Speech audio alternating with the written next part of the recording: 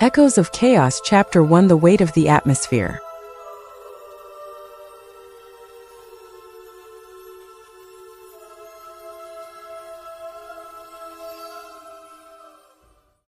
The rustling of the corn stalks was the only sound left in the world.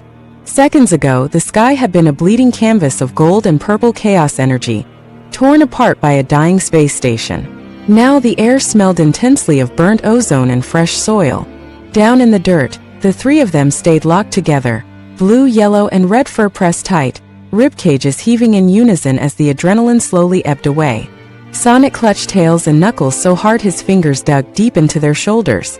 He was shaking. The heat of atmospheric re-entry still radiated off his quills, but internally a terrible freezing cold was setting in.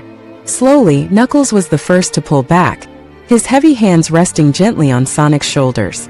Tails stepped back too, his two tails drooping into the dirt, entirely devoid of their usual energetic bounce. The young fox looked exhausted, his fur singed at the tips, his small hands trembling as he reached into his backpack. Sonic? Tails' voice was barely a whisper, cracking under the weight of the silence around them. He pulled his hand out of the pouch. It was empty. Sonic blinked, his vision slightly blurred. Tails, where's the bag? Where are the warp rings? Tails swallowed hard, looking down at the crushed stalks beneath their feet. When you passed out up there, you were falling too fast. The friction was burning you up. Knuckles and I dove after you, but we couldn't slow down. We were gonna crash right into the crust. Tails looked up, his large blue eyes brimming with unshed tears. I had to use it, Sonic. The very last one, I tossed it right in front of us to drop us safely onto the ground. It shattered after we came through. The energy load from the atmospheric speed was too much. We are out of rings, Hedgehog. Knuckles added, his deep voice uncharacteristically soft, lacking its usual warrior edge. He looked around at the endless wall of green stalks. And I do not recognize these flora. I do not know where the vacuum of space and the warp ring have deposited us. We are lost. Lost. Sonic repeated the word. Felt hollow. Usually being lost just meant a chance to run until he found something familiar. He could cross continents in minutes. He could find his way home. Home. The image of Tom flashed through his mind, and a sudden sharp spike of panic pierced his chest. The last time he had seen his dad, Tom was being lifted into the back of a GUN ambulance in the middle of London. He had been so pale. There was so much blood on his uniform. Maddie had been crying, her hands shaking as she pressed a cloth to Tom's chest, screaming at the medics to hurry. Sonic had been torn away from the scene by the sheer urgency of the Eclipse Cannon crisis, forced to rocket into space before he could even hear a heartbeat. Dad! Sonic's voice broke. He gripped his head, his sneakers sliding in the dirt. We don't know if he made it. We don't even know what country we're in. We have to get to a hospital. We have to find Mom. We have to... He cut himself off. His breath hitched. He looked up at the sky. The clouds were drifting peacefully now, completely unbothered by the fact that a miracle had just occurred up there.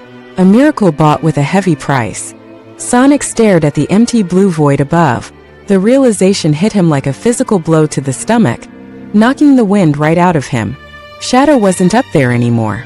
Just an hour ago, they had been tearing through GUN military lines side by side. For the first time in Sonic's life, someone had actually kept pace with him. Not just physically, but here. Shadow knew what it was like to be an alien outcast hidden away from the world. Shadow knew the agonizing pain of losing the one person who gave your life meaning.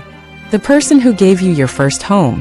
When they were smashing those robots together, sharing that look of unspoken understanding before combining their chaos energy to redirect the laser, Sonic had felt a spark of something he'd been searching for his whole life. A true equal. A brother who understood the dark, quiet corners of his mind. And now Shadow was gone. He had removed his limiter rings.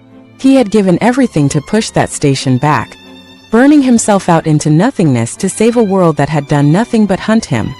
He's gone. Sonic whispered. Sonic! Tails reached out a hand but stopped. A single tear cut a clean path through the soot on Sonic's cheek, followed by another. Then the dam broke. Sonic dropped to his knees right there in the dirt, burying his face in his hands as a violent, agonizing sob tore out of his throat. He didn't try to hide it. He didn't try to be the brave hero or the sarcastic quipmaster. He was just a kid, completely shattered by the cruelty of the universe. It's not fair! Sonic wept, his voice echoing loudly across the quiet cornfield.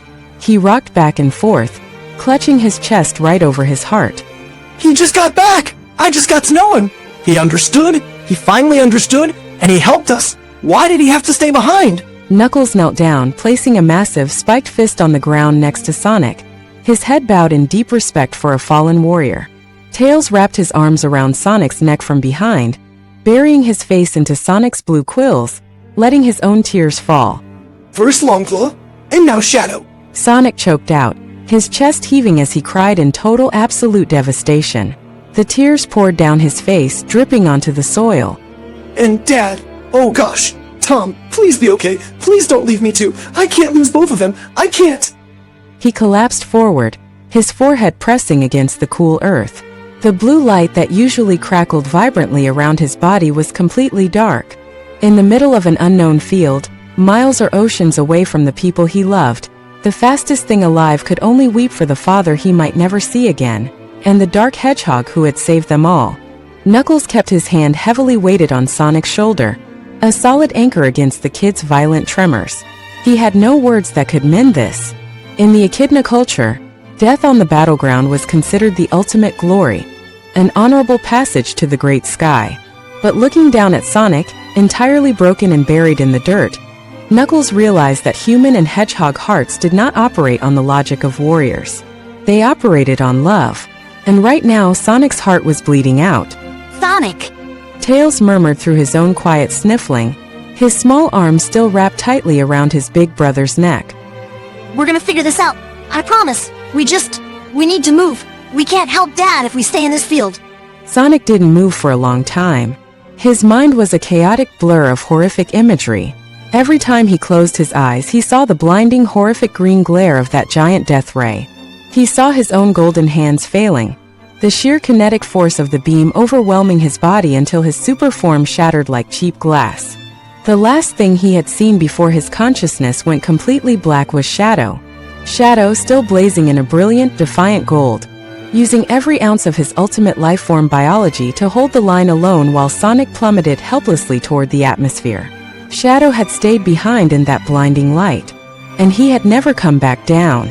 He saved me. Sonic choked out, his voice raw, his face still pressed against the dirt. I was falling, I was empty, and he stayed up there. He didn't even hesitate. A fresh wave of suffocating grief washed over him, tightening his chest until he could barely breathe. The pain of losing Shadow was intertwined with a terrifying, nauseating fear for Tom. Tom was gone. If that ambulance ride in London had been a final goodbye, Sonic didn't know how he was supposed to keep going. He couldn't go back to that attic. He couldn't look at a baseball diamond ever again. With a ragged, shuddering breath, Sonic finally forced himself to his knees. He wiped his face aggressively with the back of his arm, leaving streaks of soot and mud across his muzzle. His eyes were bloodshot and swollen, the brilliant emerald green dull and exhausted. Okay. Sonic whispered, his voice trembling as he forced his legs to lock beneath him. He stood up, though he swayed slightly from the sheer physical and emotional drain. Okay. No rings, no map, we don't know where we are, but I have legs. I can run until I see a sign, a city, anything. Your energy readings are dangerously low, Sonic. Tails warned, checking a cracked, flickering screen on his wrist-mounted Miles Electric.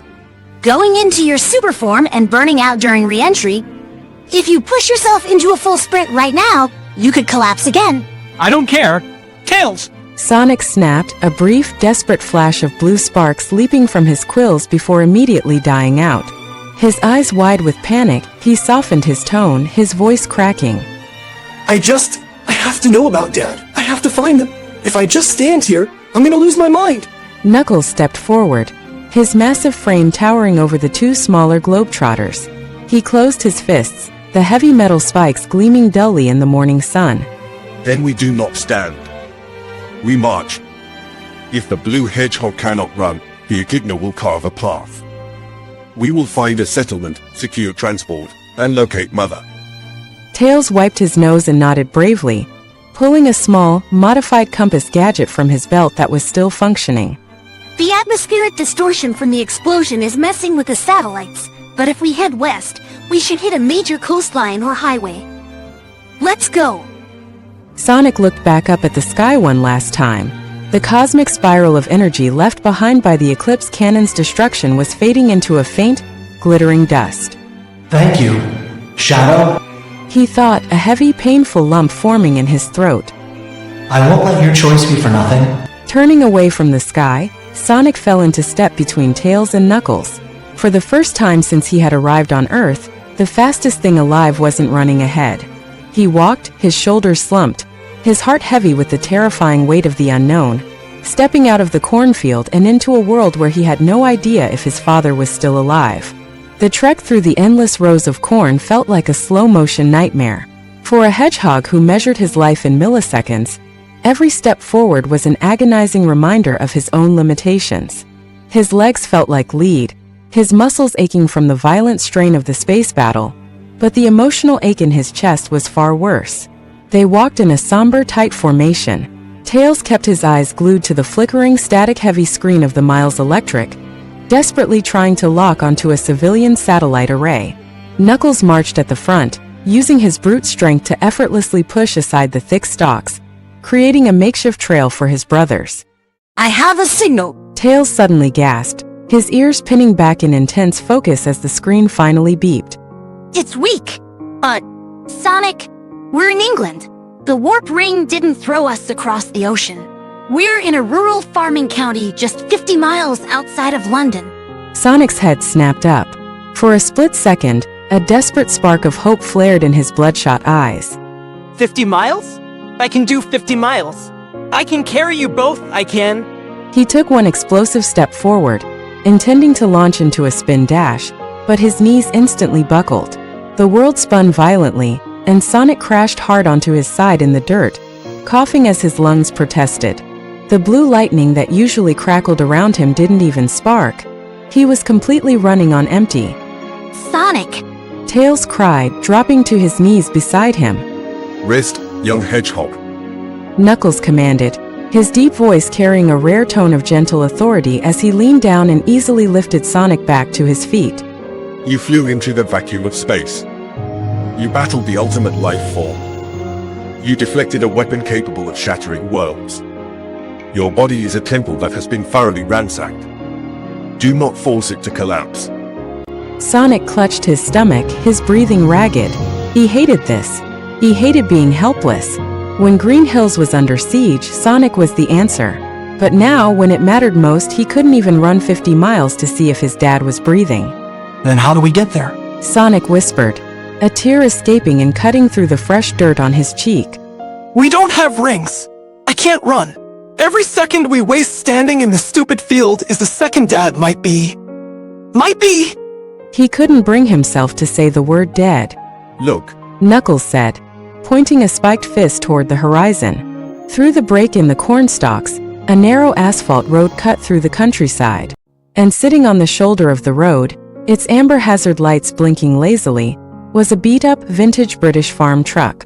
Tails hopped up, his twin tails giving a brief, hopeful flutter. We can use that. I can hotwire the ignition with my electro wrenches. Within minutes, the trio had scrambled over a wooden fence and reached the vehicle.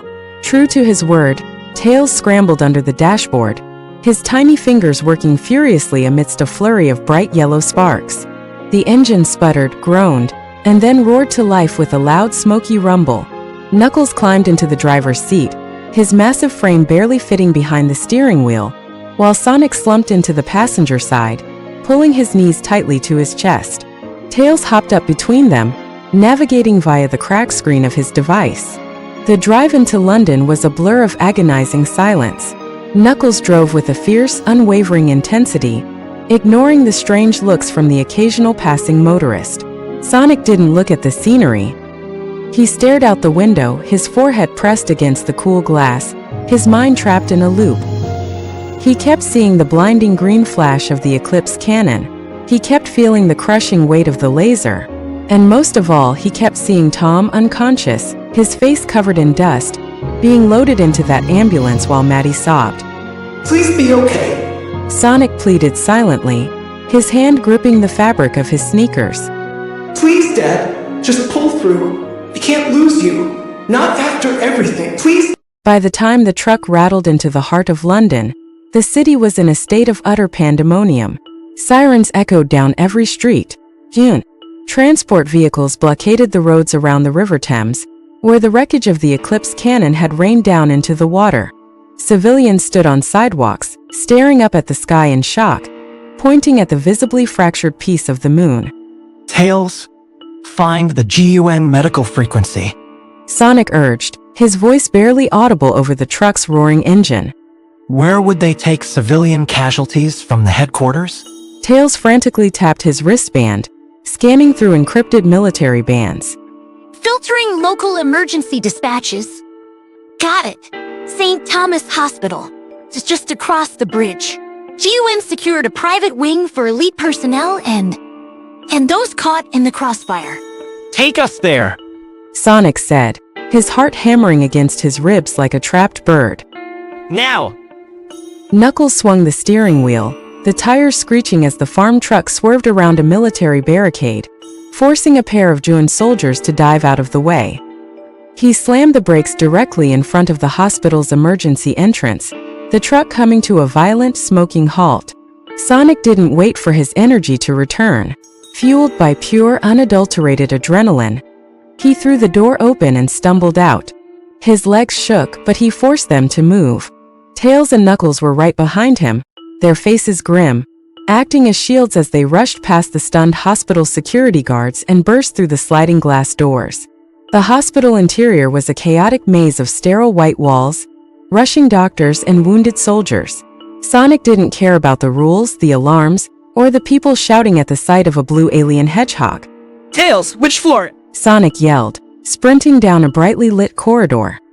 4th floor. Intensive care. Room 412. Tails called out, checking his readings as they piled into an elevator. Knuckles repeatedly smashed the button for the 4th floor, nearly denting the metallic panel. The elevator ride felt like it took an eternity. Every ding of the floor indicator was a hammer blow to Sonic's sanity. He was terrified of what lay behind that door. If he walked in and saw a white sheet. If he walked in and saw Maddie alone. Ding! The door slid open to the 4th floor.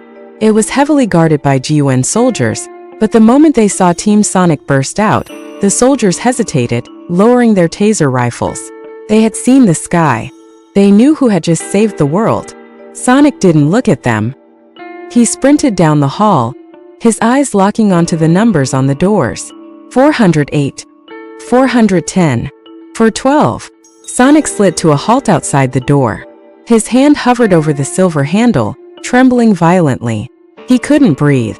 The utter silence from inside the room was deafening. Behind him, Tails and Knuckles caught up, both of them holding their breath, waiting. Sonic swallowed the massive lump in his throat, pushed the door open and stepped inside.